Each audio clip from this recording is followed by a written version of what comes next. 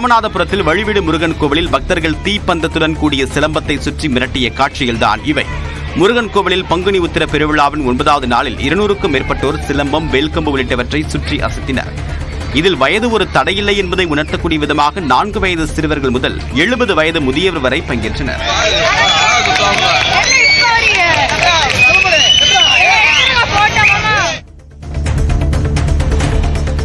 பொள்ளாச்சி நேதாஜி சாலை அருகே சட்டவிரோத விற்பனைக்காக வீட்டில் பதுக்கி வைக்கப்பட்டிருந்த 1400 மது பாட்டில்கள் பறிமுதல் செய்யப்பட்டன.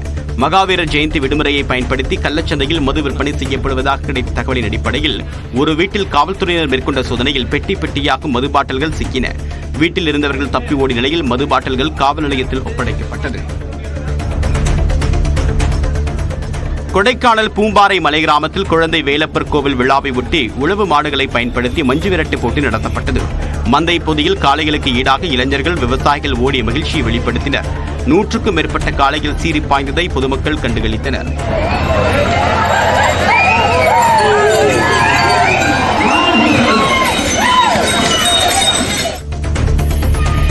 திருவாரூர் மாவட்டம் பாடியநல்லூர் அங்காள ஈஸ்வரி கோவில் விழாவை ஒட்டி செங்குன்றம் முதல் சோழவரம் வரை கடும் போக்குவரத்து நெரிசல் ஏற்பட்டது. சென்னை கொல்கத்தா தேசிய நெடுஞ்சாலை மற்றும் மீஞ்சூர் வண்டலூர் வெளிவட்ட சாலையில் போக்குவரத்து ஸ்தம்பித்தது. 5 கிலோமீட்டர் தூரத்திற்கு வாகனங்கள் அணிவகுத்ததால் வாகன ஓட்டிகள் கடும் அவதியடைந்தனர்.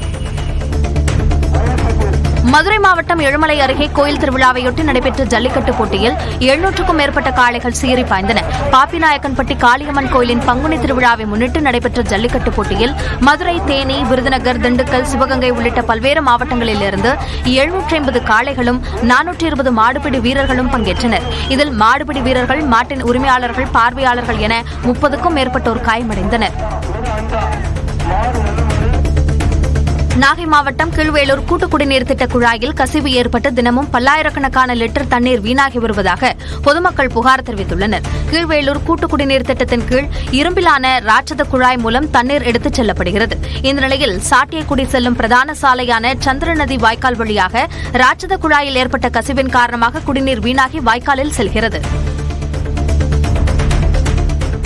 திருப்பத்தூர் மாவட்டம் வாணியம்பாடி அருகே தனியார் மருத்துவமனையில் பயிற்சி செவிலியர் மாணவிகளுக்கு பாலியல் தொல்லை அளித்ததாக மருத்துவமனை உரிமையாளர் மீது புகார் அளிக்கப்பட்டுள்ளது. புத்துக்கோயில் பகுதியில் செயல்படும் தனியார் மருத்துவமனையில் செவிலியர் பயிற்சிக்காக வரும் மாணவிகளிடம் மருத்துவமனை உரிமையாளர் ஜாவித் பாலியல் சீண்டலில் ஈடுபட்டதாக கூறப்படுகிறது. இதுகுறித்து அந்த மருத்துவமனையில் பணியாற்றும் மருத்துவர் மௌலீஸ்வரன் அம்பலூர் காவல் நிலையத்தில் அளித்த புகாரின் பேரில் காவல்துறையினர் விசாரணை நடத்தி வருகின்றனர். கடலூரில் சிலிண்டர் விலை உயர்வை கண்டித்து கேஸ் சிலிண்டருக்கு மாலை அணிவித்து நூதன முறையில் மார்க்சிஸ்ட் கம்யூனிஸ்ட் கட்சியினர் போராட்டத்தில் ஈடுபட்டனர். திருப்பாதிரி புலியூர் ஜவான் பவன் முன் நடைபெற்ற கண்டன ஆர்ப்பாட்டத்தில் பெட்ரோல் சிலிண்டர் விலையை குறைக்க வலியுறுத்தி முழக்கங்களை எழுப்பினர். புதுச்சேரியில் தனியார் பேருந்திற்குள் ஓட்டுநர் கத்தியால் வெட்டப்பட்ட சம்பவம் அதிர்ச்சியை ஏற்படுத்தியுள்ளது.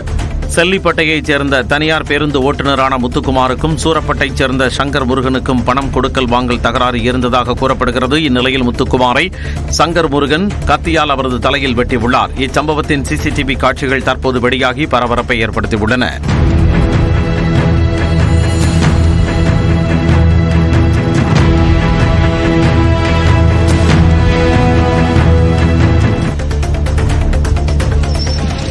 ராணிப்பேட்டை மாவட்டம் பாலாஜாபேட்டை அருகே தனியார் பஞ்சு மெத்தை தயாரிக்கும் தொழிற்சாலையில் ஏற்பட்ட தீ விபத்தில் பல லட்சம் ரூபாய் மதிப்பிலான பொருட்கள் தீயில் எரிந்து நாசமாயின. சித்தாத்தூர் பகுதியில் இயங்கி வந்த தனியார் மெத்தைகள் தயாரிக்கும் தொழிற்சாலையில் எதிர்பாராத விதமாக திடீரென தீ விபத்து ஏற்பட்டுள்ளது. இதையடுத்து சம்பவ இடத்திற்கு விரைந்த ராணிப்பேட்டை மற்றும் சோடிங்கர் பகுதிகளைச் சேர்ந்த 30க்கும் மேற்பட்ட தீயணைப்பு வீரர்கள் 3 மணி நேரம் போராடி தீயை கட்டுக்குள் கொண்டு வந்தனர்.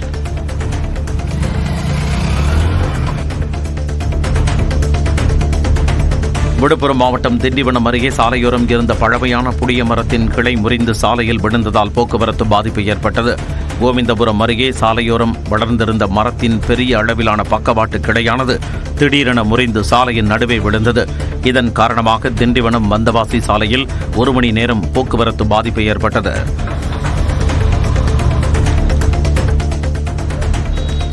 கிருஷ்ணகிரி மாவட்டம் அஞ்சட்டியில் அரசு மருத்துவர்களின் அலட்சியத்தால் 4 வயது குழந்தை உயிரிழந்ததாக உறவினர்கள் குற்றஞ்சாட்டியுள்ளனர். கடுகுநத்தம் கிராமத்தைச் சேர்ந்த 4 வயது சிறுவன் கிருஷாந்த் கொரோனா தொற்றுக்கு தருமபுரி அரசு மருத்துவமனையில் சிகிச்சை பெற்று வந்த நிலையில் பரிதாபமாக உயிரிழந்தார். இந்நிலையில் மருத்துவர்கள் உரிய சிகிச்சை அளிக்காததால் தான் குழந்தை இறந்ததாக கூறி அவரது உறவினர்கள் 100க்கும் மேற்பட்டோர் அஞ்சட்டி பேருந்து நிறுத்தம் அருகே சாலை மறியல் போராட்டத்தில் ஈடுபட்டனர்.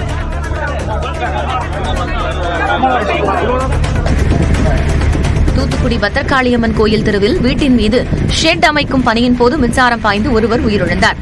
சண்முகபுரத்தைச் சேர்ந்த சவுந்தரராஜன் மற்றும் அவரது உதவியாளர்கள் ஷெட் அமைக்கும் பணிக்காக இரும்பு கம்பிகளை மாடிக்கு ஏற்றியுள்ளனர். மாடியிலிருந்து கம்பியை பெற்றபோது மேலே சென்ற மின்கம்பியில் உரசி சவுந்தரராஜன் தூக்கி வீசப்பட்டு உயிரிழந்தார்.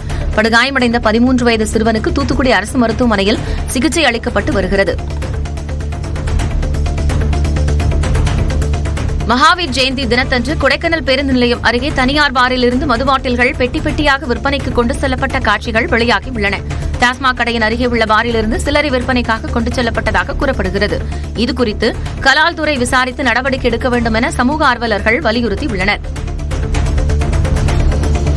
சிவகங்கை மாவட்டம் முள்ளியரேந்தல் கிராமத்தில் புதிதாக கட்டப்பட்ட பொட்டியம்மன் கோயிலில் குடமுழுக்கு விழாவிற்காக கிராம மக்கள் ஊர்வலமாக சீர்கொண்டு வந்து அம்மனுக்கு படைத்தனர். செண்டை மேளம், உடுக்கை மேளம் என ஊர்வலம் கொண்டாட்டமாக அமைந்தது. பின்னர் கோயிலில் அம்மனுக்கு அபிஷேக ஆராதனைகள் நடைபெற்றன.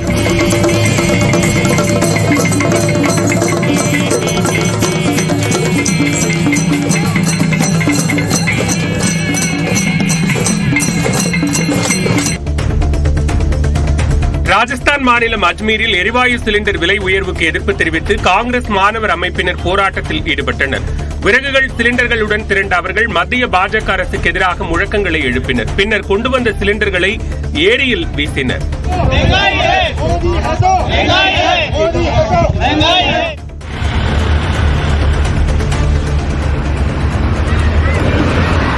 தொடர் விடுமுறையை முன்னிட்டு சுற்றுலா தலங்களுக்கு பொதுமக்கள் படையெடுத்ததால் மும்பை புனே விரைவு சாலையில் கடுமையான போக்குவரத்து நெரிசல் ஏற்பட்டது. அம்ருதாஞ்சன் பாலத்திலிருந்து அடோஷி சுரங்கப்பாதை வரை சுமார் 6 கிலோமீட்டர் தூரத்திற்கு வாகனங்கள் அணிவகுத்து நின்றன. இதேபோல புனே, சதாரா, கோலாப்பூர் உள்ளிட்ட சுற்றுலா தலங்களுக்கு செல்லும் சாலைகள் ஸ்தம்பித்தன.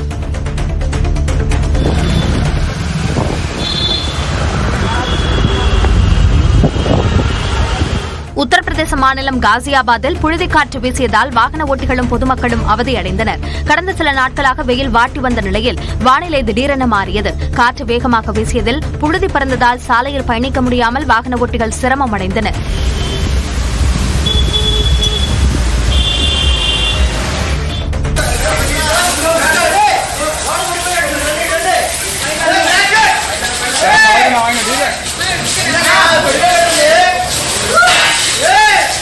ஆந்திராவின் எல்லூரில் உள்ள தொழிற்சாலையில் பயங்கர தீ விபத்து ஏற்பட்டது. தகவல் அறிந்து விரைந்து வந்த தீயணைப்பு வீரர்கள் தண்ணீரை பீச்சி அடித்து தீயை கட்டுக்குள் கொண்டுவர போராடினர். நல்வாய்ப்பாக யாருக்கும் காயம் ஏற்படவில்லை.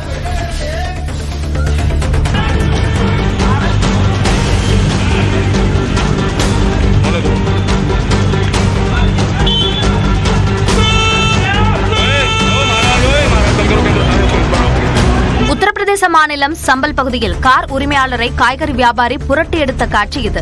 சந்தோசி பகுதியில் சென்று கொண்டிருந்த கார் மீது காய்கறி வண்டி மோதியதாக தெரிகிறது. இதனால் ஆத்திரமடைந்த கார் உரிமையாளர் காய்கறி வியாபாரியை தாக்க முயன்றார். யாரும் எதிர்பாராத விதமாக தற்காத்துக் கொள்ளும் நோக்கத்தில் கார் உரிமையாளரை காய்கறி வியாபாரி சரமாரியாக தாக்கினார்.